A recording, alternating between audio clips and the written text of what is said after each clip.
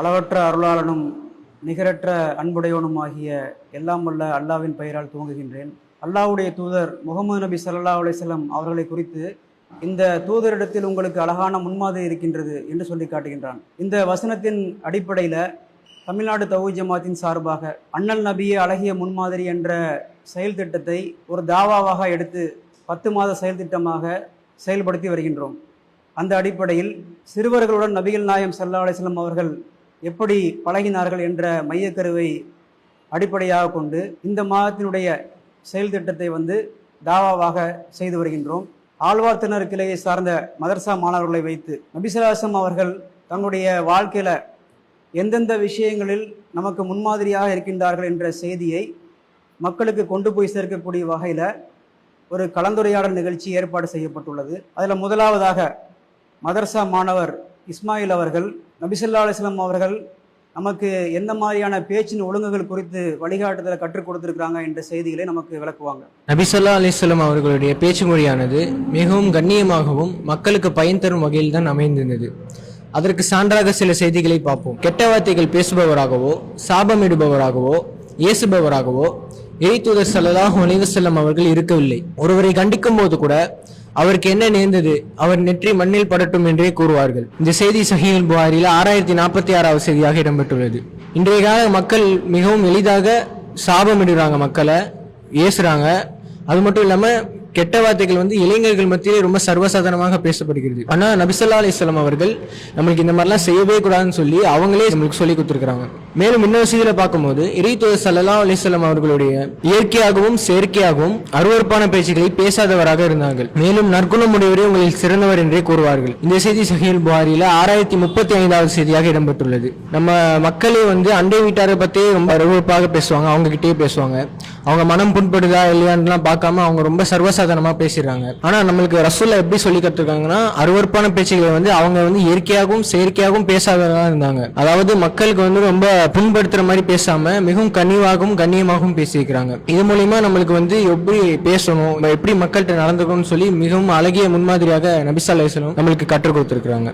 அல்ஹம்துலில்லாஹ், நபி ஸல்லல்லாஹு அலைஹி வஸல்லம் அவர்கள் எப்படி நமக்கு பேச்சினுடைய ஒழுங்குகள்லாம் கற்றுக் கொடுத்துருக்காங்கன்ற விஷயத்தை மாணவர் இஸ்மாயில் அவர்கள் ரொம்ப அழகான முறையில் விளக்குனாங்க. ஆனால் இன்றைக்கு நடைமுறை வாழ்க்கையில் இதை பல முஸ்லீம்கள் கடைபிடிக்கக்கூடிய நபர்களாக இல்லாமல் இருக்கிறாங்க.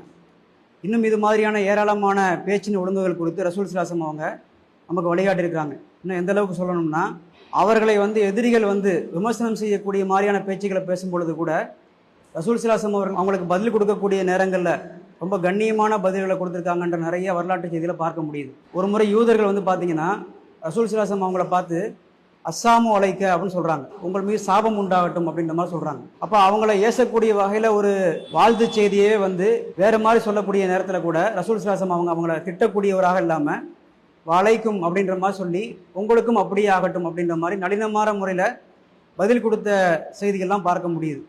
அப்போ இது மாதிரி நிறைய விஷயங்கள் ரசூல் ஸல்லல்லாஹு அலைஹி வஸல்லம் அவங்களுடைய வாழ்க்கையில் நமக்கு முன்மாதிரியான விஷயங்கள் பேச்சின் ஒழுங்குகளில் கிடைக்கின்றது. அந்த விஷயத்தை தான் நம்ம பார்த்தோம்.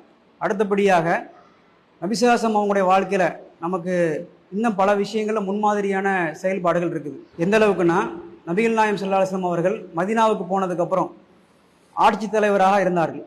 அவ்வளோ பெரிய சாம்ராஜ்யத்தையே அவங்க ஆட்சி செய்யக்கூடிய நேரத்தில் கூட அவர்கள் தனக்கென்று ஒரு கர்வத்தை ஏற்படுத்தி கொள்ளாமல் மற்றவங்களை உதாசீனப்படுத்தக்கூடிய நபராக இல்லாமல் மக்களோட மக்களாக ரொம்ப எளிமையான நபராக வாழ்ந்தவங்களாக இருந்தாங்க.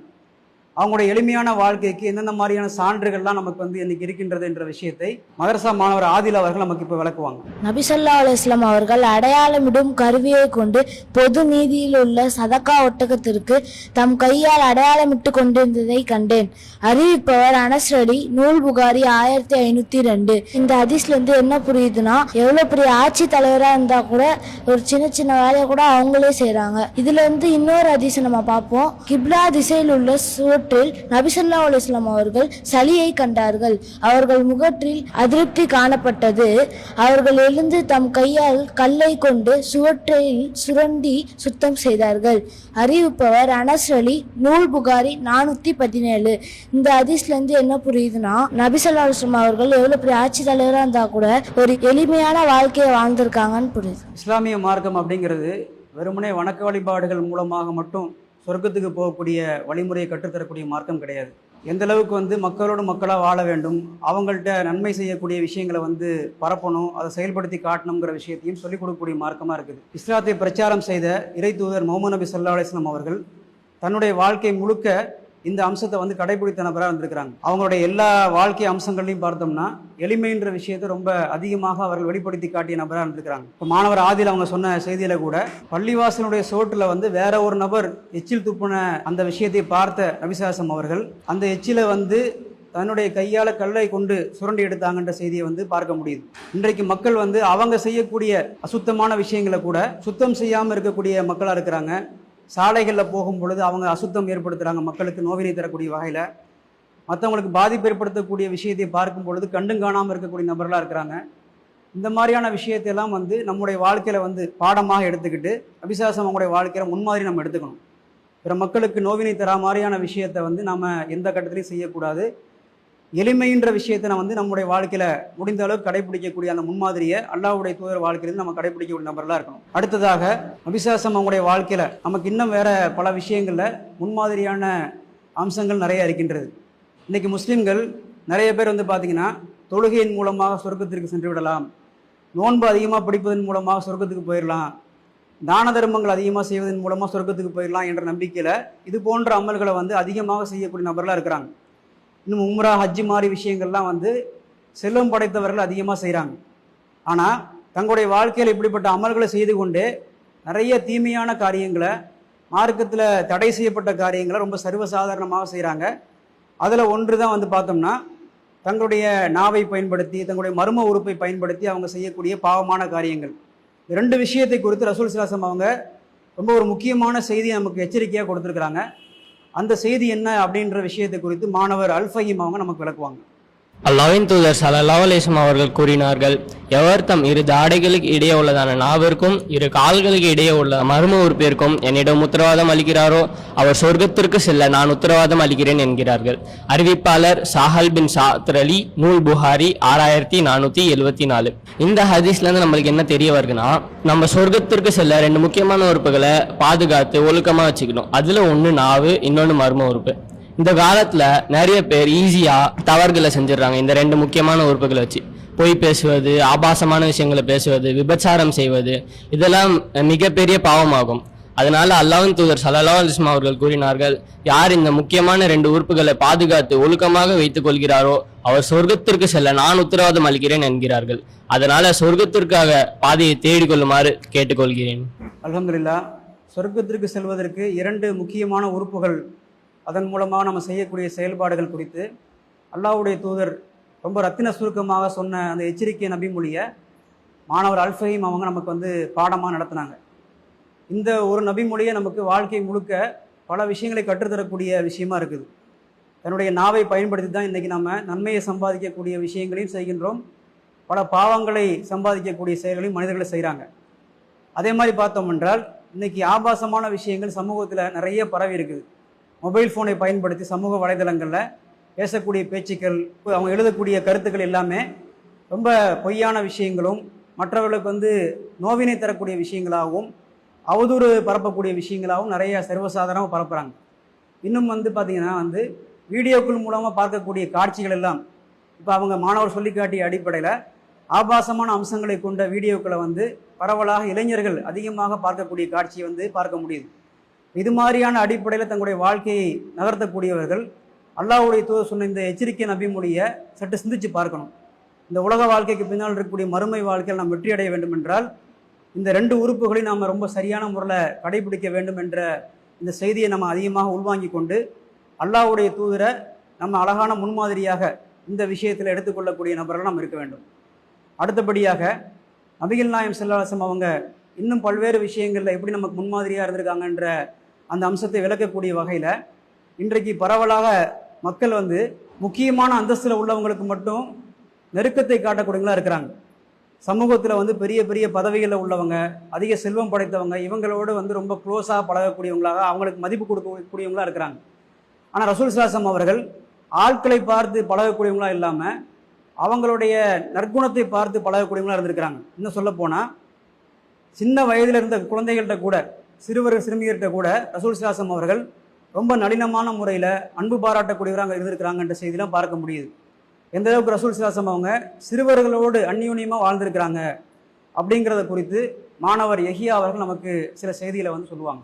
நபி ஸல்லல்லாஹு அலைஹி வஸல்லம் அவர்கள் அல்லாஹ்வின் தூதராகவும் மதீனாவின் ஆட்சி தலைவராகவும் விளங்கினார்கள். ஆனால் அவர்கள் எளிய மக்களோடும் ஏன் சாதாரண சிறுவர்களோடும் இனிமையாக பழகுவார்கள். அனஸ் அலி அவர்கள் அறிவிக்கிறார்கள், நபி ஸல்லல்லாஹு அலைஹி வஸல்லம் அவர்கள் சிறுவர்களாக இருந்த எங்களுடன் இனிமையாக பழகுவார்கள். அதே மாதிரி மற்றொரு செய்தியும் அனஸ் அலி அவர்கள் அறிவிக்கிறார்கள், நபி ஸல்லல்லாஹு அலைஹி வஸல்லம் அவர்கள் மக்களிலேயே சிறந்த நற்குணமுடையவராக விளங்கினார்கள். எனக்கு அபூமேர் என கூறப்படுகிற ஒரு சகோதரன் இருந்தான். அவன் அப்போது பால்குடி மறக்கடிக்கப்படுகிற பருவத்தில் இருந்தான். அவனை பார்த்து நபி ஸல்லல்லாஹு அலைஹி வஸல்லம் அவர்கள், அபூமேரே, உம்முடைய சின்ன குருவி என்ன செய்கிறது என்று கேட்பார்கள். அப்போது அவன் அந்த சின்ன குருவியுடன் விளையாடு கொண்டிருப்பான். இப்படி இனிமையா பழகுறாங்க. அதே மாதிரி ஜாஃபிர் பின் சமூரா அலி அவர்கள் அறிவிக்கிறார்கள், நான் நபி ஸல்லல்லாஹு அலைஹி வஸல்லம் அவர்களுடன் லொஹர் தொழுகையை தொழுதேன். அதன் பின் அவர்கள் தம் வீட்டாரிடம் சென்றார்கள். நானும் அவர்களுடன் சென்றேன். அவர்களின் எதிரே சில சிறுவர்கள் வந்தார்கள். அச்சிறுவர்களின் கன்னத்தை நபி ஸல்லல்லாஹு அலைஹி வஸல்லம் அவர்கள் தடவினார்கள். என் கன்னத்தையும் அவர்கள் தடவினார்கள். அவர்களின் கையிலிருந்து குளிர்ச்சியை அல்லது நறுமணத்தை நான் உணர்ந்தேன். அப்போதுதான் அவர்களின் கையை அந்த நறுமணப் பையிலிருந்து வெளியே எடுத்தது போல் இருந்தது. நபி ஸல்லல்லாஹு அலைஹி வஸல்லம் அவர்கள் கடமையான தொழுகையை முடித்த பின் தம் வீட்டாரிடம் செல்கிறார்கள். அப்போது அவர்களுக்கு எதிரே அடையாளம் தெரியாத சிறுவர்கள் வருகிறார்கள்.